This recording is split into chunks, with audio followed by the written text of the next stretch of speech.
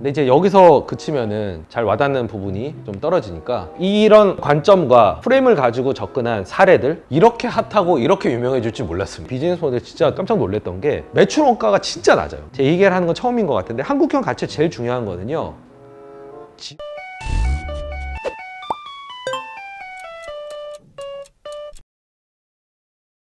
그래서 이제 정리를 한번 해보겠습니다. 이게 가치 투자의 개념도이자 프로세스라고도 볼 수 있는 부분인데 지금까지 얘기했던 거의 총 정리라고 볼 수가 있겠습니다. 그래서 앞에 나왔던 얘기들이 들어가 있어요. 당연히 주식을 기업의 소유권으로 인식을 해야 된다.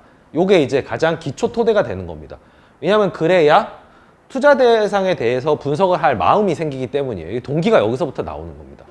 그리고 요 두 개가 선행이 돼야지 그 변동성에서 우리가 원래의 의견을 지킬 수가 있어요. 휩쓸리지 않을 수가 있어요. 이게 단단하게 서 있어야 됩니다.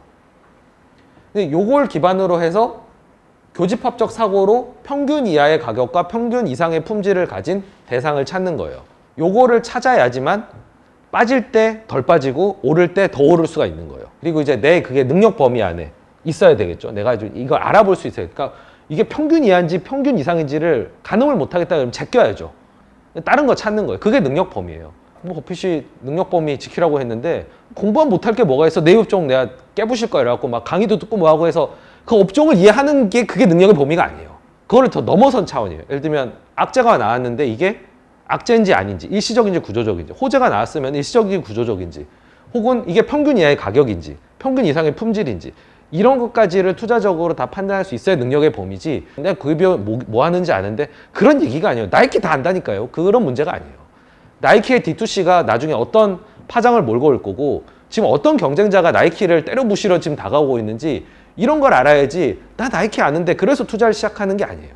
특히 미국 시장에 갈 땐 그 정도 준비로는 택도 없어. 저 28년 했다고 깝치는데 제가 경험한 그 미국에 정말 50년, 60년 하는 사람들이 있거든요. 그 사람들 직접 보면 사실 저는 약간 엄두가 좀 안 나는데 그래서 평균 이하의 가격과 평균 이하의 품질의 종목을 찾아서 몰빵을 하는 게 아니고 이거를 다시 분산된 포트폴리오로 만드는 거예요. 이거 찾았으면 되는 건데 왜 여러 종목에 나눠서 사야 될까요? 진짜 좋은 거면 그냥 몰빵 쳐도 되는 거 아니에요?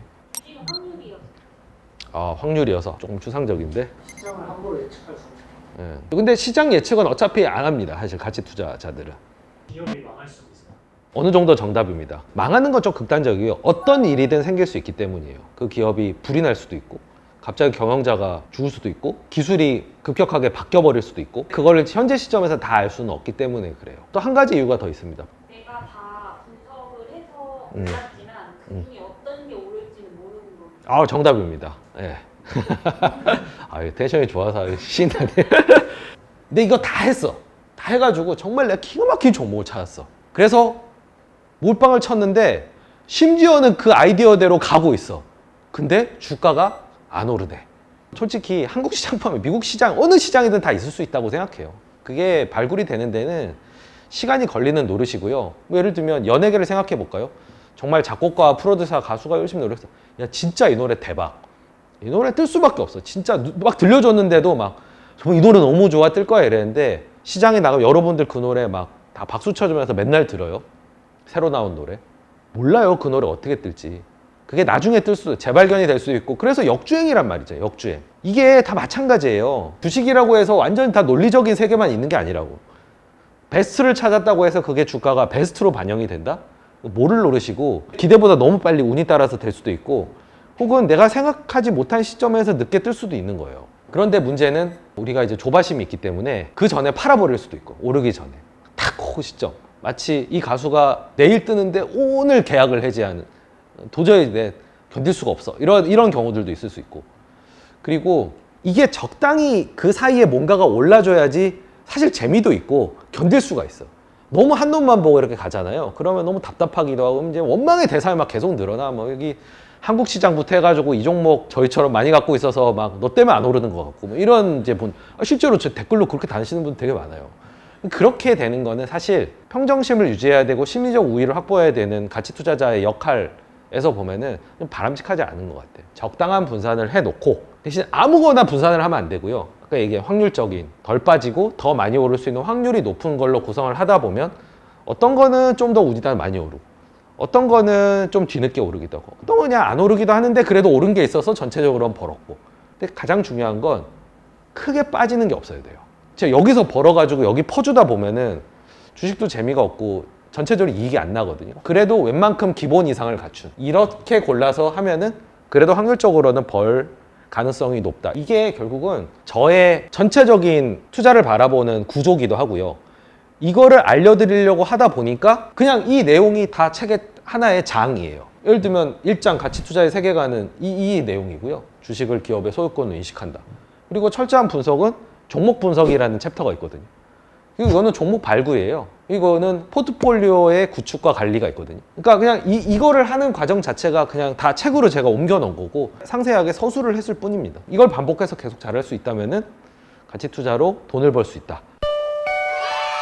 근데 이제 여기서 그치면은 잘 와닿는 부분이 좀 떨어지니까 이런 어떤 관점과 프레임을 가지고 접근한 사례들 1년 전까지만 해도 이렇게 핫하고 이렇게 유명해질 줄 몰랐습니다.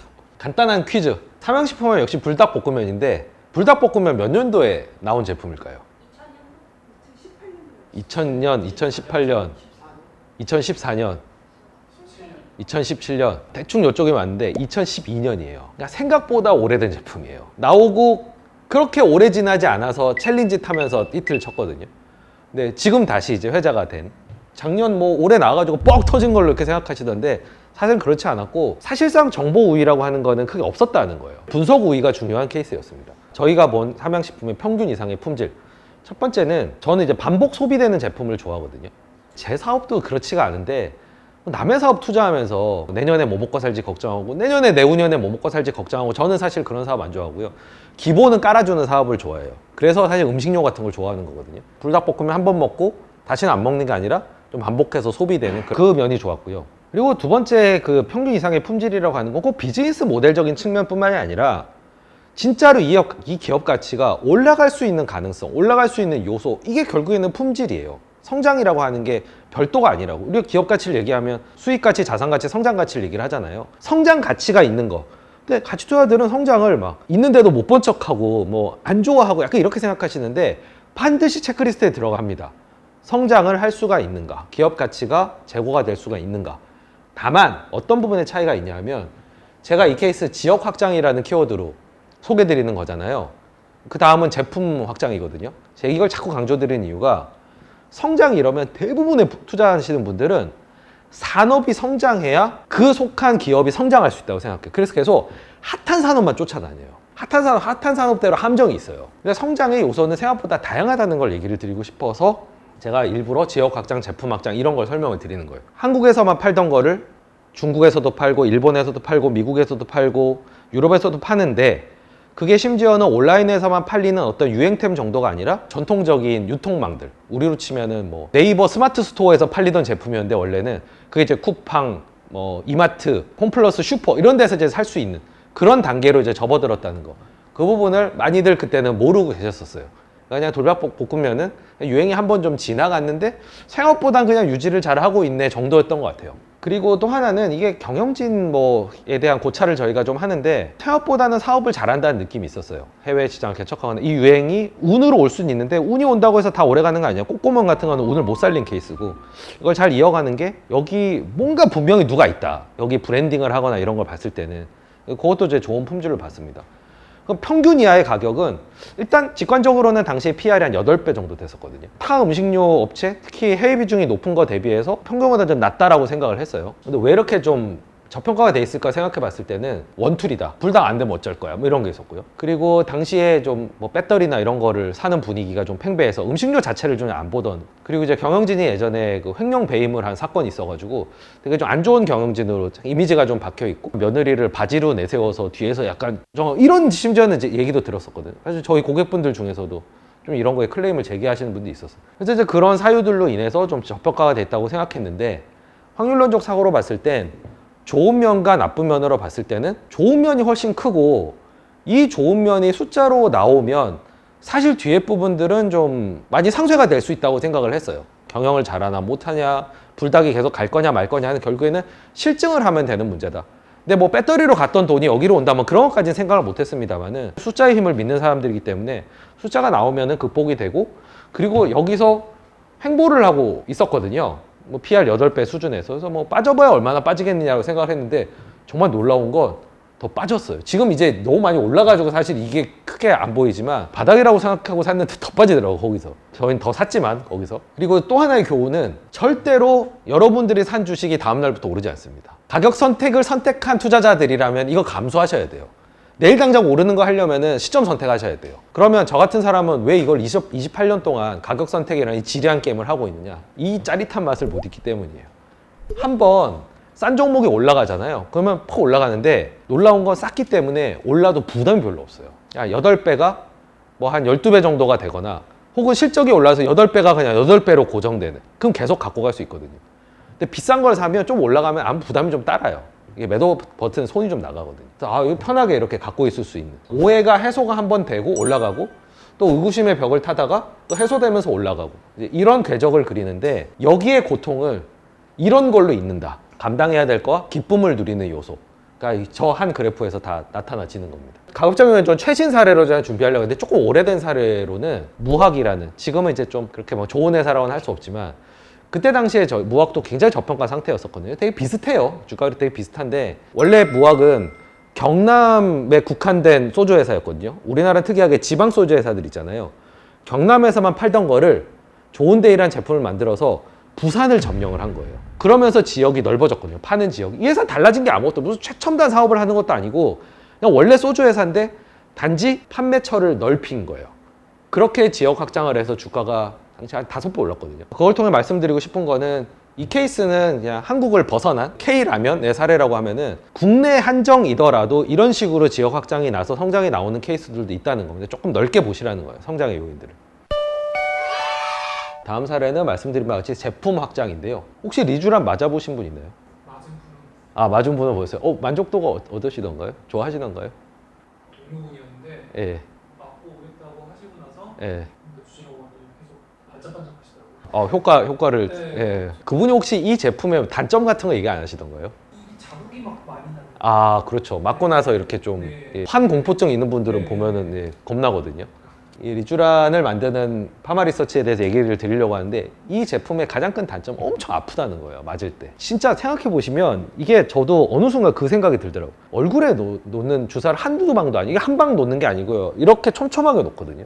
그거를 맞는다는 것 자체가 연예인도 아닌 주변 사람들이, 일반인이 하고 있다는 게 우리나라가 얼마나 정말 뷰티의 강국인지를 알려주는 사례라고 생각합니다. 여성분들이 쓰는 화장품 개수 이런 걸 얘기를 하지 않더라도. 그래서 제가 최근 한 3, 4년간 가장 천착했던 주제가 사실 K뷰티였는데요. 어떤 면을 되게 좋게 봤냐면요. 거대한 어떤 흐름 이런 거에 앞서서 이 회사의 히스토리를 제가 되게 인상적으로 봤어요. 제품을 되게 잘 늘리더라고요. 제품 확장을 되게 잘하는 회사였어요. 원래 리쥬란을 만들었어요. 이게 생각보다 나온 지 오래된 제품, 2014년에 처음 만들었거든요, 리쥬란을. 그런 다음에 우리나라 이제 고령화되니까 생각했겠죠. 재생이 되는 거니까 무릎에 만들면 되지 않을까? 어차피 원료는 비슷한데. 그래서 콘쥬란이라는 걸 만들었어요. 이게 자꾸 아프다 그러니까 안 아프게 해줄게 이러고 총 같은 것도 만들었어요. 그러니까 총에 끼워가지고 리쥬메이트라는 걸 만들어서 뿌리고. 그것도 아프다 그러니까 그러면 마취제를 넣어줄게. 그래서 리쥬란 HB라는 제품도 만들고. 그리고 어차피 피부과 네트워크 있잖아요. 그러니까 우리도 보톡스 한번 해보지. 그래서 리주톡스 만들고. 그리고 어차피 피부과에 오는 분만 있는 건 아니고 리쥬란 브랜드가 알려졌으니까 리쥬란 화장품까지 만들고. 사실 이런 궤적 자체가 저한테는 평균 이상의 품질이라고 보였어요. 거기에 더해서 비즈니스 모델이 빠질 수가 없죠. 제 비즈니스 모델 진짜 깜짝 놀랐던 게 연어 종족을 보존해준다는 명분으로 강원도랑 계약을 해가지고 연어 사육장을 이렇게 하거든요. 그러고 연어 정소는 자기네들이 공짜로 써요. 매출 원가가 진짜 낮아요. 매출 원가율이. 그러니까 매출 총익률이 되게 높아요. 그러면은 어떤 걸 할 수 있냐면 출고가 10,000원짜리 제품인데 한 2,000원밖에 원가가 안 들자면 8,000원의 마진 있잖아요. 그럼 8,000원의 상당 부분을 마케팅에다 쓸 수 있어요. 그래서 이 회사는 거기서 아낀 걸 가지고 마치 나이키가 생산 공장을 동남아 한국으로 옮기고 거기서 남는 거를 다 마케팅에 투자했던 것처럼 여기는 그거를 다 브랜딩에다 투자를 했습니다. 리쥬란을 알리는 데 투자를 한 거예요. 빅모델 써가지고 여기 뭐 버스 광고도 하고 텔레비전 광고도 하고 그러면서 리쥬란이라는 브랜드를 각인시켰기 때문에 그 제품 확장들이 가능했던 거예요. 그게 이제 시너지를 일으키는 거죠. 입소문도 나고 효과가 좋았다는 그런 피드백도 있으니까 그거에 브랜딩을 해서 진입장벽을 쌓아 나가고 있는 게 저한테는 되게 좋아 보였어요.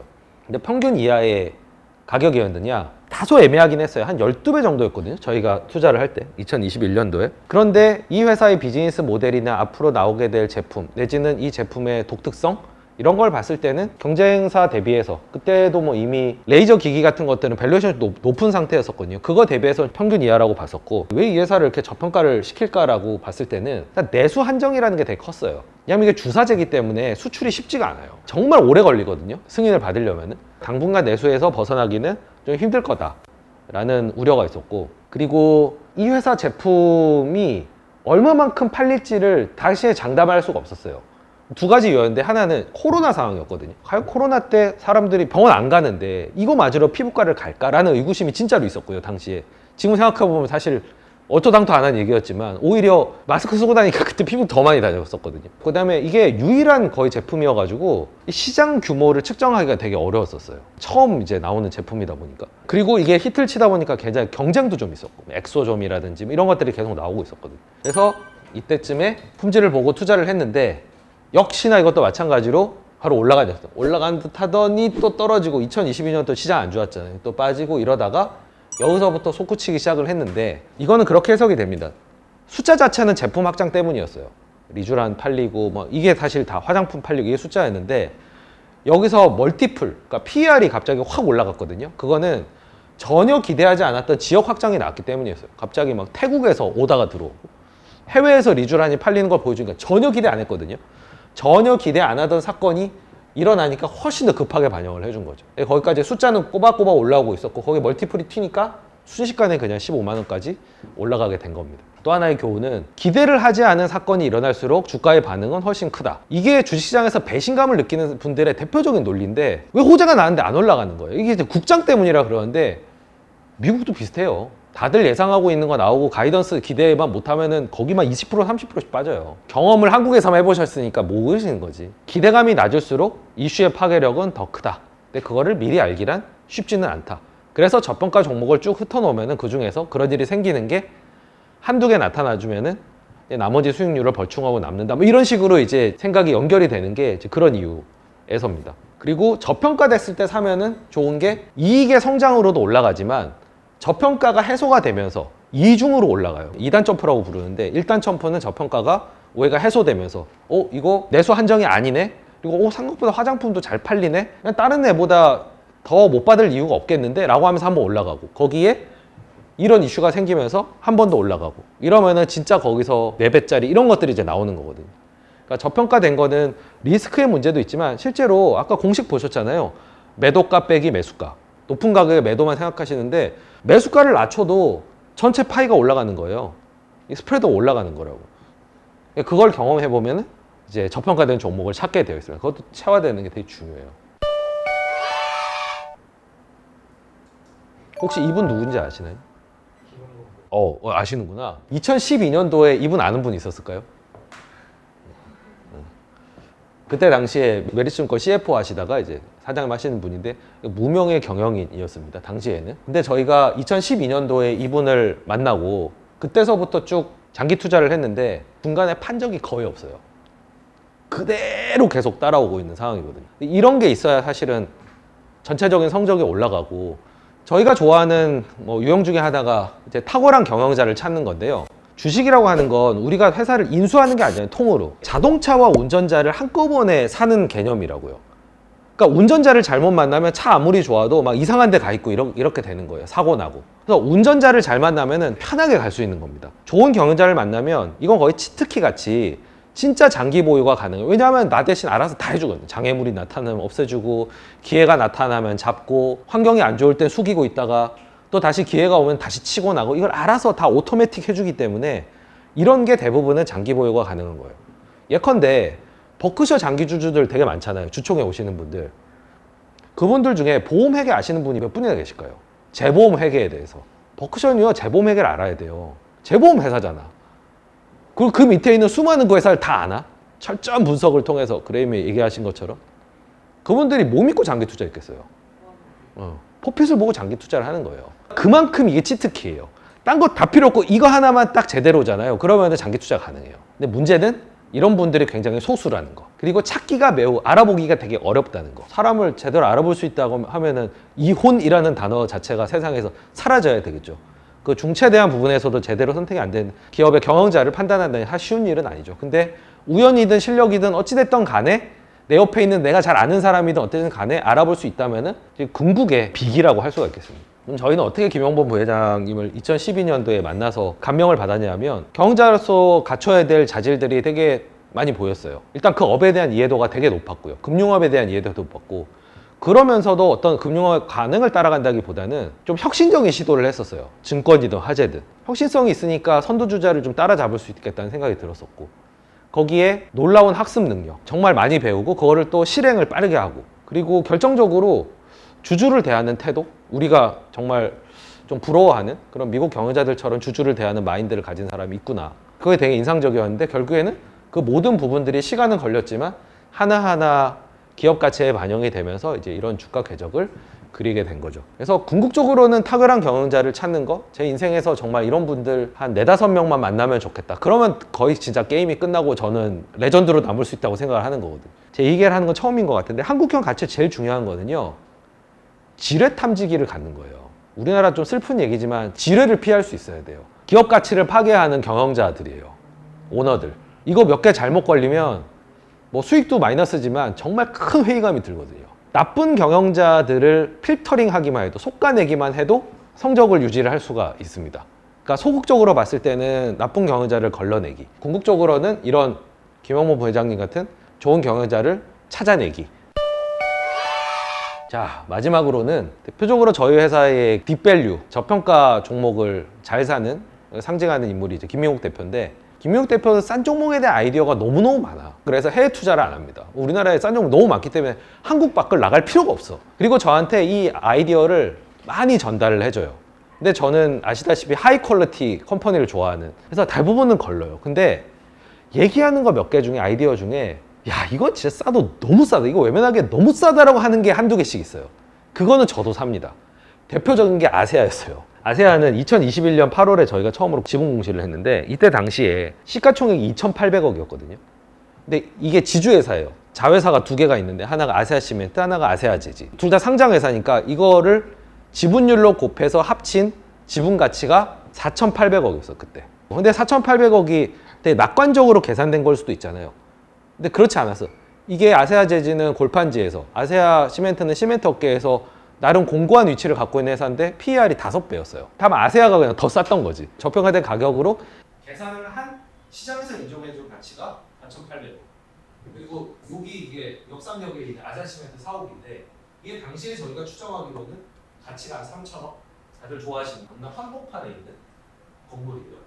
자, 시가총액 2,800억, 사옥이 3,000억에 자회사 가치가 4,800억. 이거는 외면하기에는 너무 싸다고 생각을 했어요. 이 정도 싸면 어찌됐든 올라간다는 게 제 경험입니다. 대충 싼 걸 사고 안 올라간다고 불평하고 가치 투자 난 다시는 안 해는, 이런 걸 경험을 못 해보셨기 때문이 아닌가 싶어요. 어설프게 싼 거는 반드시 충배가 있어요.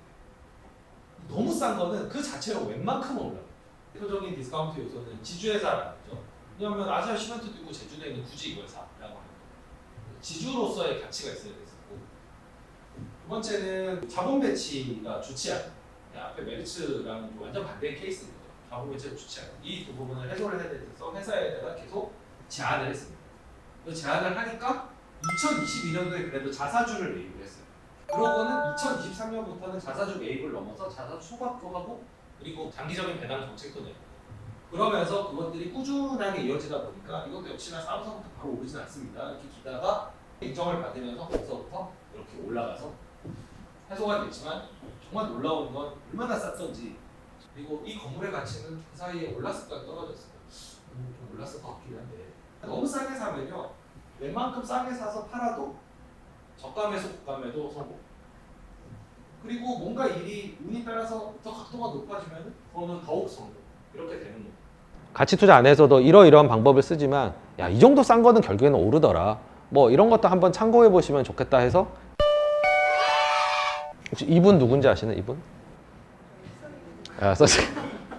아, 이거 애니메이션으로 숨겨놓을 걸. 이거. 벤저민 그레이엄은 가치 투자의 창시자예요. 가치 투자의 아버지. 현명한 투자자를 지금 읽으면 당연히 좀 뭐 적용할 게 없다 이렇게 얘기하시지만 그냥 이분 덕분에 가치 투자라는 것도 탄생됐고 그리고 CFA 자격증도 이분이 만드신 거거든요. 현대 분석 기법을 사실 완전히 투자 세계를 뒤바꾼 분이에요.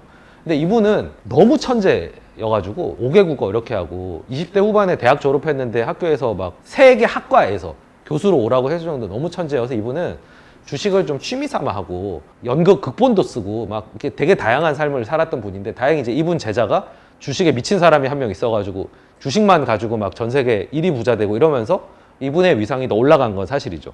근데 역시나 벤저민 그레이엄이 정말 위대한 생각이 드는 게 이런 거예요. 그러니까 진짜 가치 투자를 어떻게 총칭할 수 있을까? 이렇게 보면 다 이분이 다 답을 가지고 있어. 마리모님이 한번 이거 읽어주시겠어요? 투자에 성공하기 위해 엄청난 지성, 기본만 통찰력, 내부 정보는 필요 없다. 필요한 것은 건전한 의사결정, 원칙을 갖추고 감정이 그 원칙을 망가뜨리지 않도록 지키는 능력이다. 네.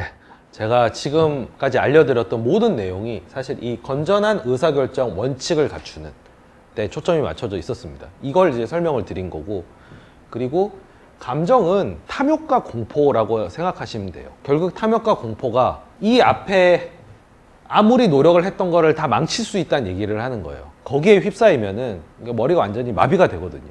엉뚱한 행동을 하게 되는데 그것까지가 투자에 성공하기 위한 요소다라고 얘기를 하고 있어서 사실 이거보다 더 가치 투자에 필요한 내용을 정리한 건 없을 것 같아서 이 문장으로 마무리를 하려고 합니다. 가치 투자는 어떤 특정한 방법이라기보다는 규율이나 원칙에 가까워요. 가치 투자를 따르게 되면은 사실 그 안에서는 다양한 방법, 심지어는 저희 회사 안에서도 각자의 포트폴리오가 다를 정도로 각자의 스타일대로 가게 됩니다. 가치 투자를 한 가지 방법이라고 생각하지 마시고 이 원칙을 좀 체화한 범위 안에서 지금까지의 경험들, 각자의 취향들 이런 걸 반영해서 각자만의 가치 투자 스타일들을 좀 닦아 나가시면 좋겠고요. 저는 이제 VIP TV를 통해서 도움을 드리면 좋겠다라는 생각을 가지고 이 부캐인 주철쌤으로 활동할 것을 약속을 드리겠습니다. 오늘 제가 준비한 강의는 여기까지고요.